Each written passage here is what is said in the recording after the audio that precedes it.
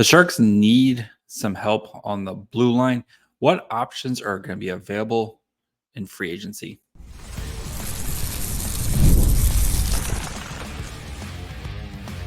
You're Locked On Sharks, your daily podcast on the San Jose Sharks, part of the Locked On Podcast Network, your team every day.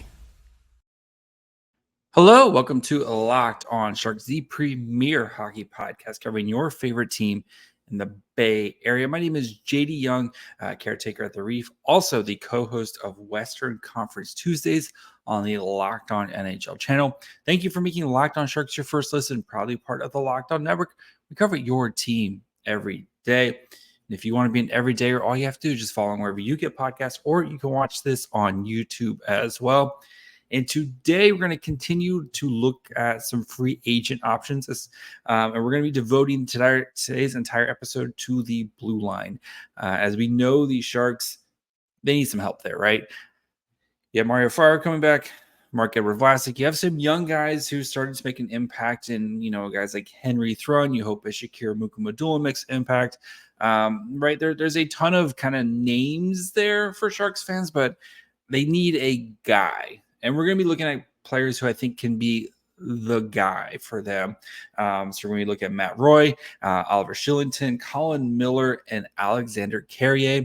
So we're digging into all these guys, why they would make sense, why they wouldn't make sense, look at how much they would cost, all that fun stuff. So before we get into that, do want to let you guys know that today's episode is brought to you by FanDuel. Make every moment more. Right now, new customers get $150 in bonus bets with any winning $5 bet. That's $150 with any winning $5 bet. Visit FanDuel.com/lockedon to get started. So we're going to start with Matt Roy, the LA Kings defenseman, who is projected out of all these guys to be the most expensive guy. It's a little bit of a spoiler there. So we're going to look at what he did, where he is kind of his role with the Kings, and where if he would be a good fit for the Sharks. So let's get started by digging into Matt Roy. So Matt Roy is 6'1", 205-pound right-handed shot. We know the Sharks. If you want a more balanced lineup, Matt Roy could be your guy there. 81 games this year, had 5 goals, 20 assists, 135 shots on goal, played just under 21 minutes a night, 53.63% Corsi for, 56.14% goals for. So very positive player, eating up a lot of minutes. Maybe the production points-wise isn't where you want it to be, but the Kings have Drew Doughty, right? Drew Doughty is going to, and that's going to be kind of a running theme when we talk about a lot of these players, is these are kind of the second guy, kind of second bananas on their previous team. So Drew Doughty, right? Drew Doughty's going to get all the power play opportunities, going to get all that, all the way more offenses it starts, et cetera, et cetera.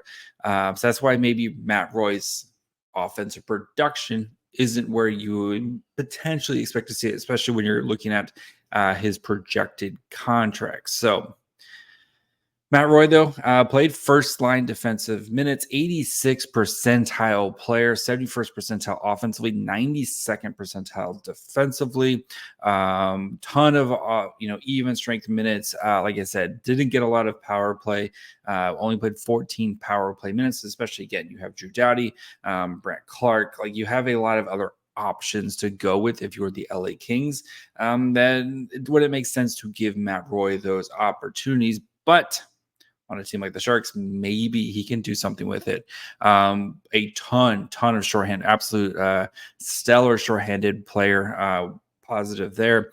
Doesn't draw that many penalties, but doesn't take penalties. So you kind of, or draws a little bit too many penalties, but also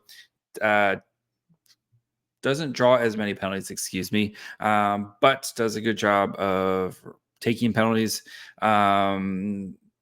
Of not taking penalties. So great to see these numbers from Evolving Hockey. Looking at all three zones.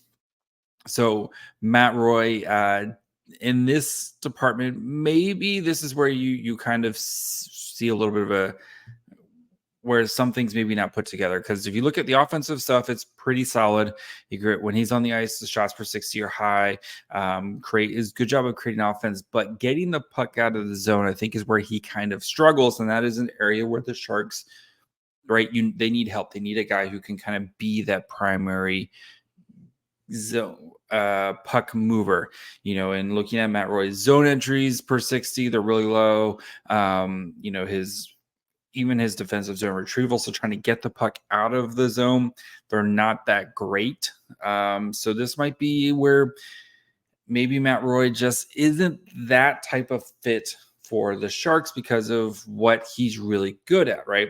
And I think maybe being the secondary option on whereas with another puck moving defenseman makes a lot of sense for him. But looking at his usage from Dauber prospects, they're a really nice tool where you can actually see how these guys are being used for his offensive deployment and the quality of competition.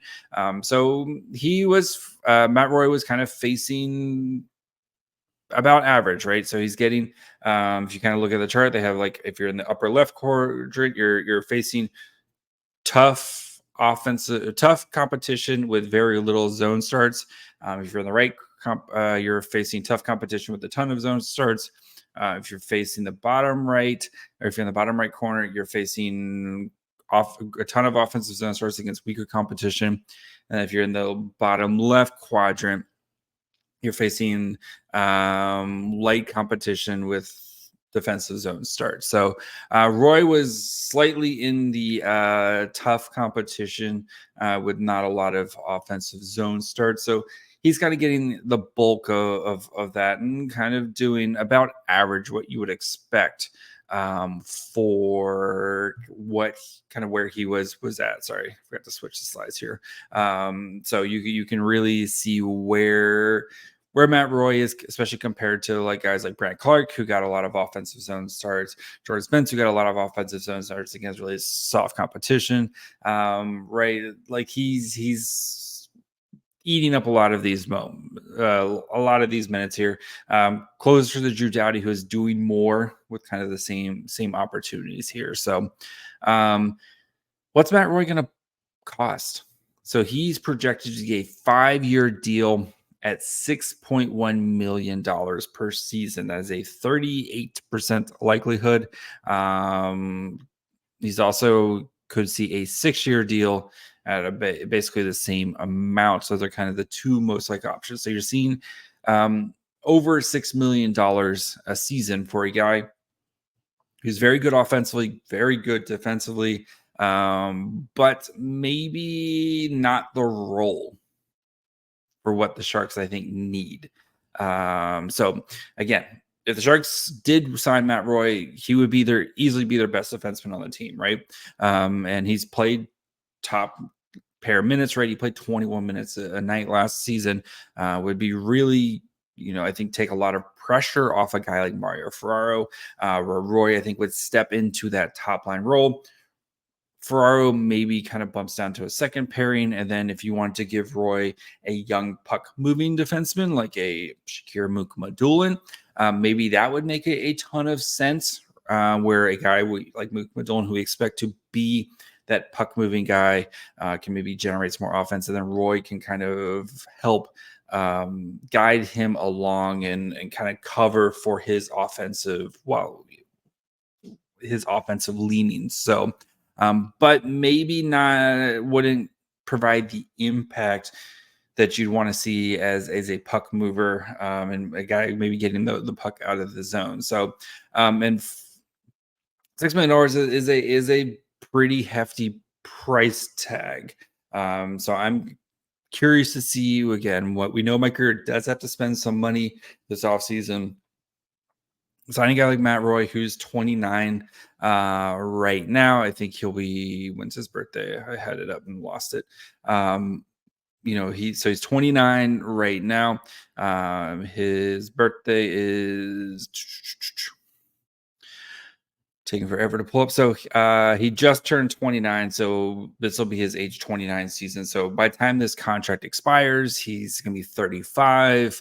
and that's a long time from now. So that is a little bit pricey for that type of contract, especially with that length. So we'll see.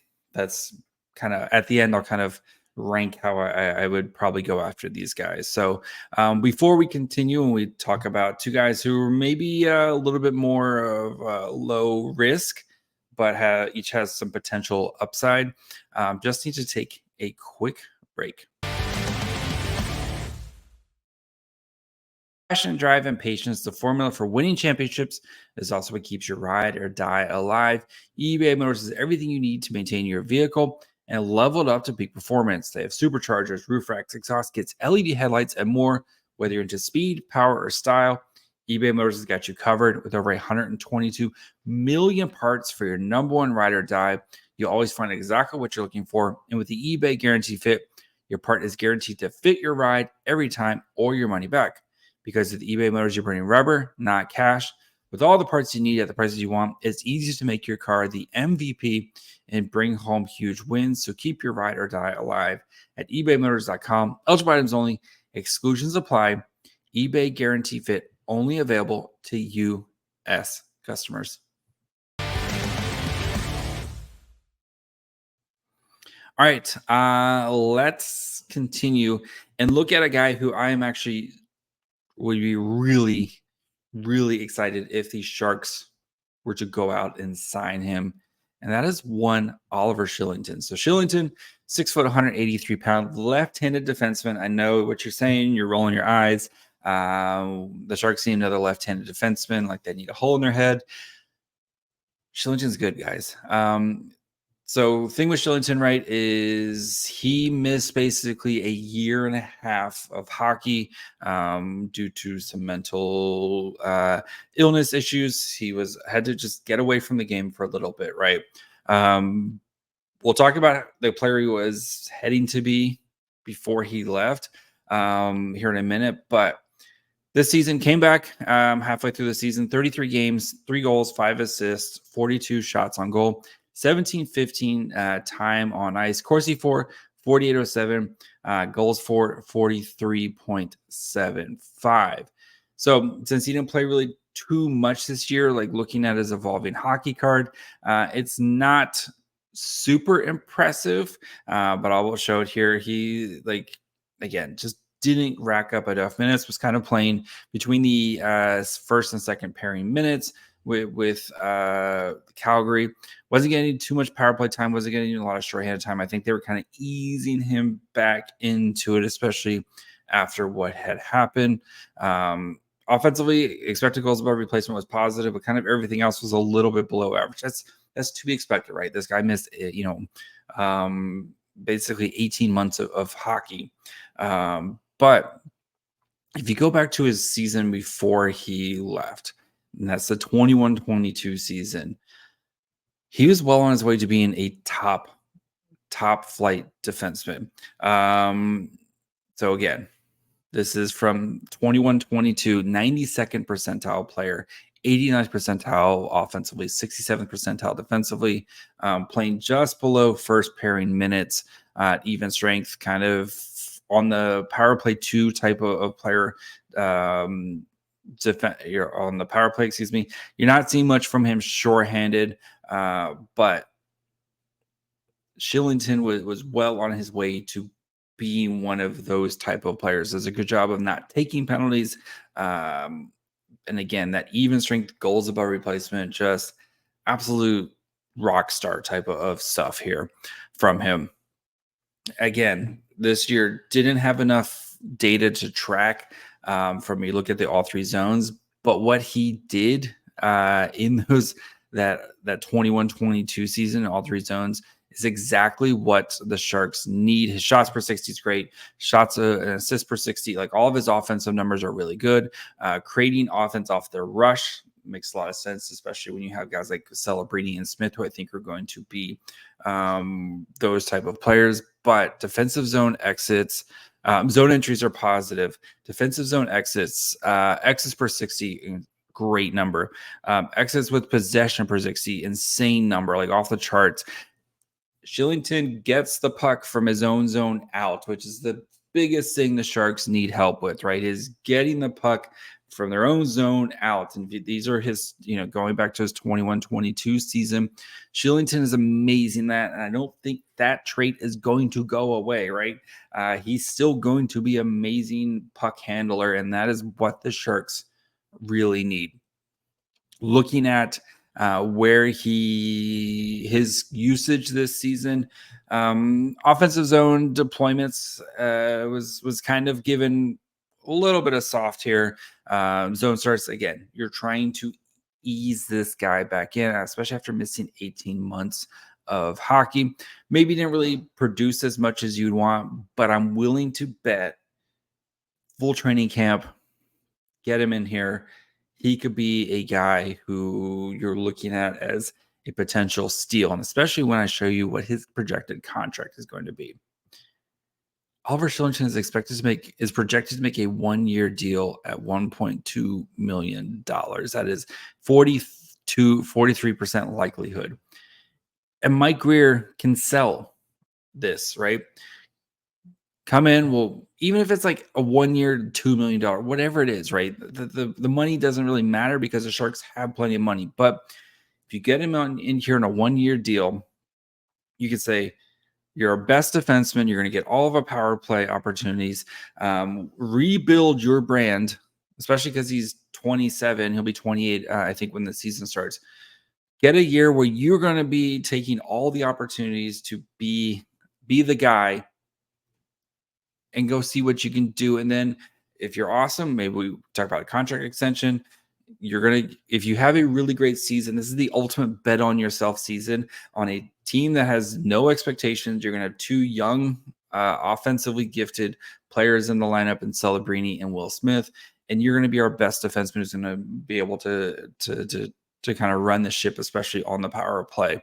Come in here, bet on yourself, and go earn yourself a fat paycheck next year, whether it's with us or whether it's with somebody else. So I would be ecstatic if the Sharks signed Oliver Shillington, because I think he is an amazing player, and I'm willing to bet that player is still in there. So another guy who, again, very much a low-cost type of player, Colin Miller. So 6'1", 200 pounds, played 46 games to split between the Devils and the Winnipeg Jets. Had 4 goals, 5 assists, with very nice 69 shots on goal, 1542 average time on ice. Corsi for 54.55, goals for 61.54. This season, again, split between the Jets and the Devils.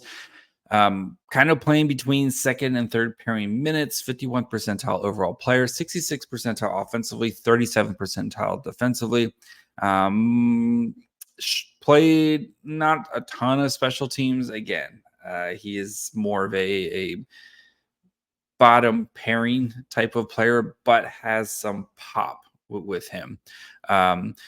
If you look at the past 3 seasons, where he's played with Buffalo, Dallas, the Devils, and Winnipeg, you've seen the offensive numbers, but kind of still in the same role, right? Maybe kind of running your second power play, not too much shorthanded time, but has been okay in that. But you are seeing positive numbers for him. Looking at his zone, kind of from how his zone tracking from Corey Schneider for the Devils this season, does a good job of creating one-timers for other players, but can struggle with the defensive zone, retrievals, and getting the puck out of the zone there. But once he does get it out, it's usually pretty successful. So, yeah. And with him, with Miller, it's kind of the same thing, where you're getting a lot of offensive zone starts against a little bit softer competition. So he's able to put up, he's making the most of his opportunities here. So Miller's a guy who it feels like you would just be throwing another name at the problem, especially with all the guys who are kind of in the same boat as Miller, right? A lot of the Sharks already have a ton of these like third pairing type of players. And Miller kind of feels like he'd be one of those guys. But he is expected to make a 3-year contract at $3 million. Is 31 right now, so this contract would go through his age 34 season. So Miller is not a guy I'm super excited about, but I just wanted to put him on there as a potential maybe low cost guy, especially low cost at the $3 million for only 3 seasons. So you're not have a long-term commitment. Maybe he's one of those guys with given a little bit more opportunity, he could produce, but there's also probably a reason why he's bounced around on 4 different teams in the past 3 seasons and hasn't been able to stick with a team very much. I think it's because he's probably best suited for bottom pairing minutes, and you don't want to tie up your resources on a guy like that, which he does provide offense when he's given a chance. He has provided offense, but I don't know if given more opportunity, if you're going to see that offense continue to improve and provide more production, or if he's just a guy who's best suited to be playing third pairing minutes, and he's pretty good at that. So we'll continue by looking at Alexandre Carrier, who it's going to be a little pricey, but this might be the guy. So we'll get to that here in just a minute. It's winner take all time in the NBA and NHL, and FanDuel is giving you a shot to bring home a big win of your own. Right now, new customers get $150 in bonus bets with any winning $5 bet. Maybe you like the Mavs, maybe you like the Celtics, maybe you're Vamos Gatos right now. If you pick them to win, and they do, that's $150 to bet on spreads, money lines, player props, and more. So visit FanDuel.com/lockedon and make every playoff shot count. FanDuel, America's #1 sportsbook. All right, let's get into our last guy, and that is Alexandre Carrier of the Nashville Predators. 5'11", 174 pounds, right-handed shot. Played 73 games this year, 4 goals, 16 assists with 77 shots on goal. 1848 average ice time, Corsi for 51.26, goals for 51.69%. So 20 points, maybe not the most sexy numbers there when it comes to the actual production. But remember, Roman Josi plays for the Preds. And last I checked, he's pretty good at hockey. So Roman Josi, right? Much like we talked with Matt Roy, Roman Josi taking all the best opportunities and deservingly so, right? Roman Josi is awesome, and we watched him put 8 points up on us, not a season ago, 8 points in a game, if I recall correctly. He's really good, and maybe Alexandre Carrier is a guy who, once you get out from not having to, be under the shadow of Roman Josi, and you were given an opportunity, maybe this is a potential, I don't want to say diamond in the rough, but a guy who can thrive in a new situation. Looking at his evolving hockey numbers, offense isn't the sexiest. Again, we'll get to his kind of usage here, but 64th percentile player playing second pairing minutes, 37th percentile offensively, 87th percentile defensively. Does a good job of shutting things down. Second unit power play to first unit shorthanded. He's positive in both those. Maybe takes too many penalties, but does a good job of drawing penalties as well, so it evens out there. Looking at his all 3 zones here, he is a player who's really has a really positive impact, especially when it comes to moving the puck. Does a great job offensively and creating offense. Is really good at creating deflection assist with his passing. Can play off the rush, can play the cycle game, whatever you need him to play there. Zone entries with chances per 60. So when he gets the puck in the zone, it's probably going to lead to a scoring chance. He's really, really good at doing that and getting the puck out of his zone.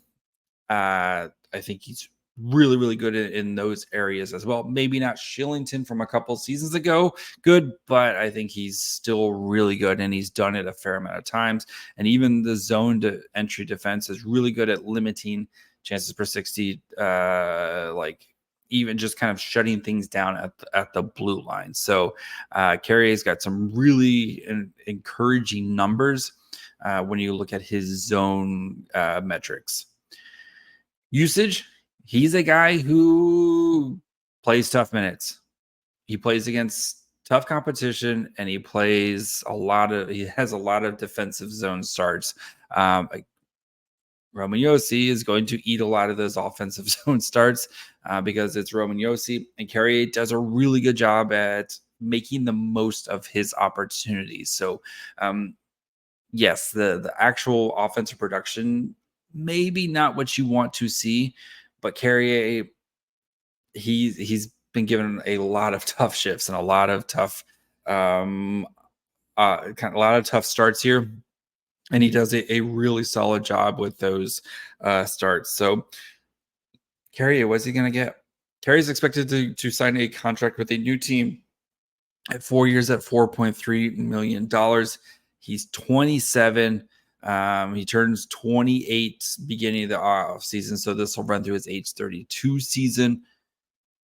And I think this is the guy, right? If you want to spend some money, which is fine, right? The Sharks have to spend some money to get to the cap floor. You want to improve your defense. I think Alexandre Carrier is the guy that Mike Grier should target, because I think giving some more offensive zone, some better assignments, right? You could see the production increase there. He played in the queue. The offensive game is there. I think the offensive game is still there for him. He just wasn't given a chance because, again, you have Roman Josi, who's really freaking good at hockey. That's just good coaching to give Roman Josi more offensive opportunities. But this makes a ton of sense for the Sharks to get a guy like this who, worst case is he's going to stabilize your defense a ton. We've seen the matchups and the zone starts. He had the toughest ones playing with Nashville last year. You kind of split that time between Ferraro and potentially Carrier. You split that time between those two guys. Give them your top your toughest matches, but I think Carrier, giving him a little bit more offensive zone starts, you could potentially see some really nice numbers there. And maybe you pair him with a guy like Mukhamadullin, who's a little bit bigger guy. We project Mukhamadullin to be an offensive puck carrying guy, and that just gives you two guys who could do that. Or maybe you just sign Carrier and Shillington. Carrier is that shutdown right-handed defenseman who can provide some more offensive pop. Shillington, put him on the left side, and everyone kind of stacks into place a little bit better. And then if Shillington goes nuts, you can trade him at the trade deadline. You sign him to a new contract. Plenty of opportunities there. But these are two guys who I think, between Shillington and Carrier, if GM Mike Grier, if he signs one of these guys, either one of them, you should be ecstatic, Sharks fans, because I think these guys could really help this Sharks team this season, because you have to start building, right? Once Will Smith and Macklin Celebrini get here, you have to start building with these young guys. And these are your pillars and your foundations.